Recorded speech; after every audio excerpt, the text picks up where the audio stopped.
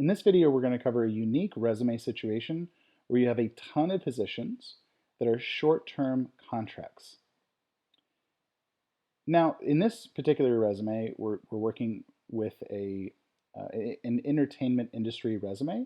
So it's going to read a lot like an IMDb page where you have someone who's working on a lot of different shows. That same type of thing might happen with someone who's in acting or any other type of support role for shows. Amanda's in a production manager, I'll say, capacity with a lot of these shows. And so, but this could apply to pretty much anybody who's working on a lot of different shows. In addition to the entertainment industry, I could also see this applying to someone who's working across a lot of different gigs. Like if they're doing a lot of different gig work with, or a lot of different agency work with a lot of clients, and they are able to disclose who they're working with on a resume, if they have that, if they're able to, if they're allowed to do that, then this is another situation where you might have it happen. I could also see this happening with students who are new grads, because you might have a ton of different student projects you did, maybe in school and outside of school, that you want to surface, but there's really not enough space. So what do you do? Well, let's take a look at this resume. The first thing is, how long is this resume? Well, it's about 3.5 pages. Page count is an interesting thing when it comes to a resume. Something I recommend people do is, if you are wanting to figure out how many pages should my resume be, talk to someone in your industry. It could be, if you work in, for example, higher education fine arts professorships. Like if you're looking to get a professorship in fine arts at a university, they might want to see always a 5-page resume. Whereas if you were applying to a business analyst role, more than 2 pages, probably never want to see that, right? Probably 1 to 2 pages. So I think it's important to look at, to seek industry advice from someone in that industry. But what I recommended I do when I talk to Amanda, what I recommend that we do is try to get it down to 1 page. 1 page is nice because even if she's going to have a larger resume, let's say she talks to someone in her industry and they say, no, we want to see more, having a 1 page is nice because it's easily shareable. It's easy to show it to somebody to go do a quick review. And so by having a short resume, there's some different benefits. Now, it turns out, I don't know if Amanda talked to people in her industry, but she did tell me that she talked to some people and showed a resume, and they really liked the resume that we created, which we're going to go into in a little bit. But to finish up on Amanda's original resume before we worked on it together, there's a couple things I want to call out. One, if we look at the work experience section, which is listed as credits, there's a lot of positions, but they're in 3 different groups. We have a production manager group. You can see a number of positions like that. We have a production coordinator group, and there's a whole lot of positions like that. And then we have a production assistant group. So what we can do is, rather than group, or rather than display maybe the 3 or 4 most recent positions, which is not that much time, because Amanda's doing a lot of this short-term contract work, what we can do is we can group these jobs into their job bucket, their job cluster. This is a unique way of grouping jobs, but it's something that you can do in these situations. The second thing I want to point out here is this link to Staff Me Up. Now, Staff Me Up, this is essentially a link to Amanda's portfolio, which is going to surface the equivalent of what we're seeing here with this IMDb style page. So what's nice here is that we can group the positions into those 3 groups, but then also put this on the resume, this link, so if somebody wants to see the additional detail, they can. And that's what we did. So this is Amanda's new resume after we worked on it together. It's very clean, very straightforward. It's kind of, when you look at it, it's hard to believe this came from a 3.5 page resume, but I'm going to show how we did this, how we put it down to 1 page. So what we did, and this is the main,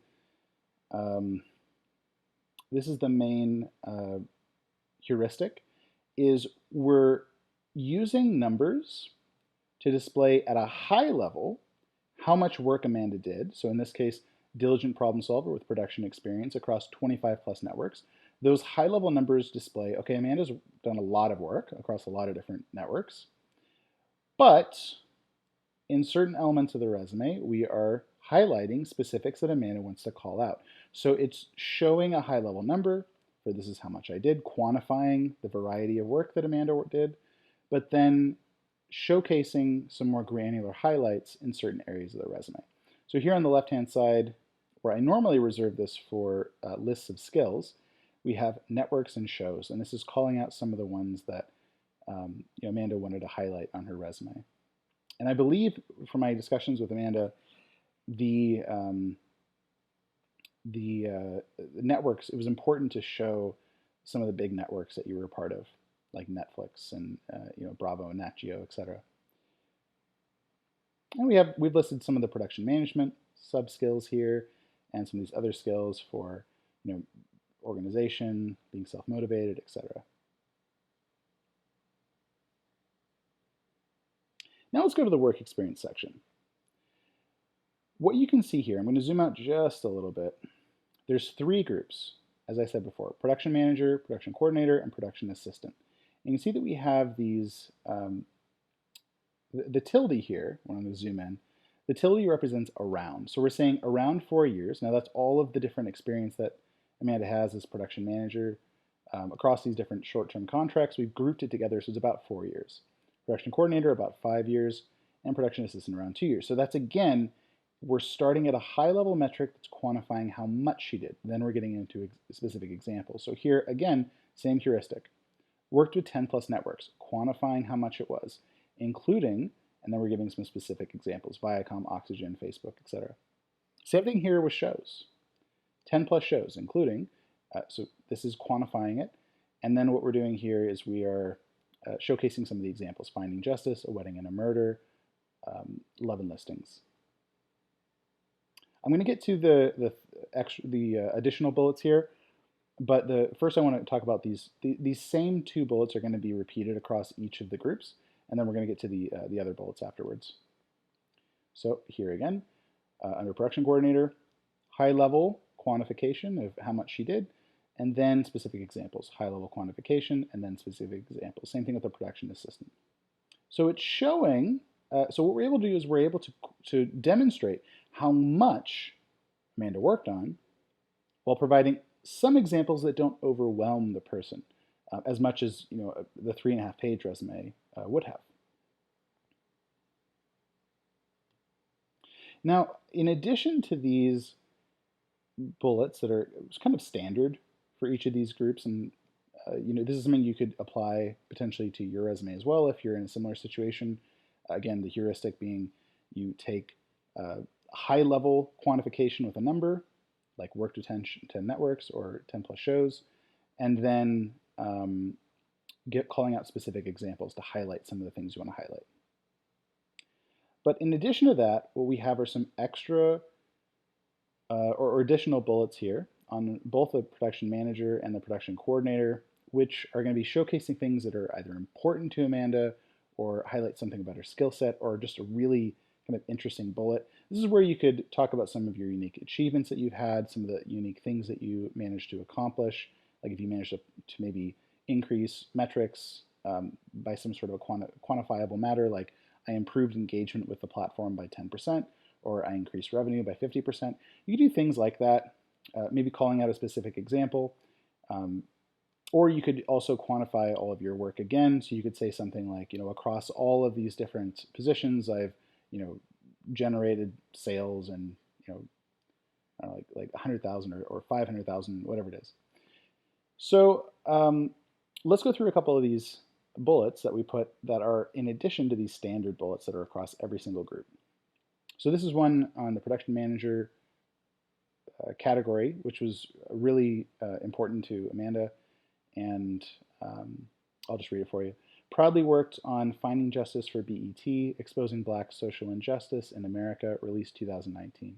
This is personally important to Amanda, and so we have added it to the resume. And this is something that we're going to go through some of the other bullets here, but this is something where you can showcase some of the things that you're proud of, that are important to you.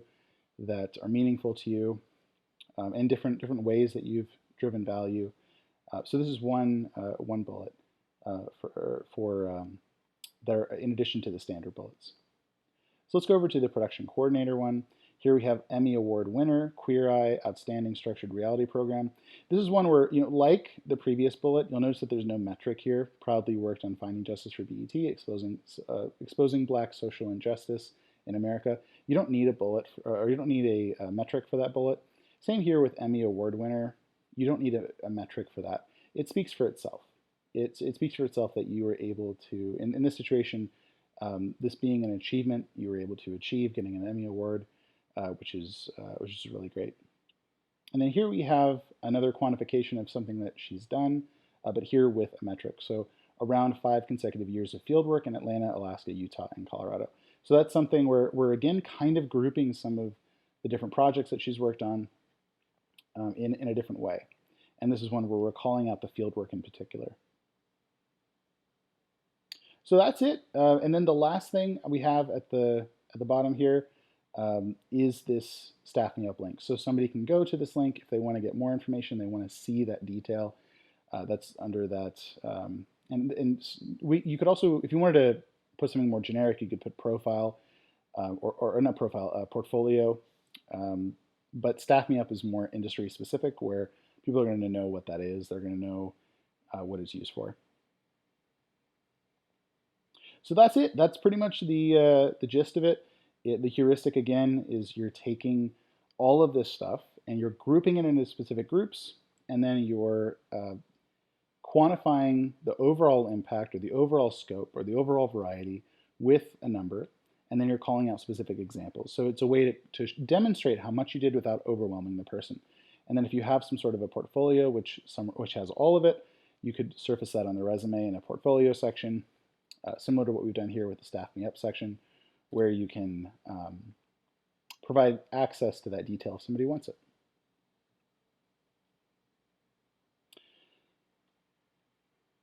There's going to be more examples of different resumes, different unique resume situations I'll be posting to this channel.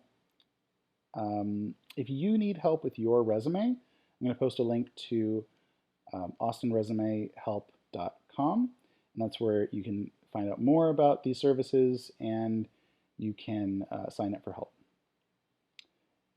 Thank you so much for watching, and yeah, more to come. New videos every Wednesday.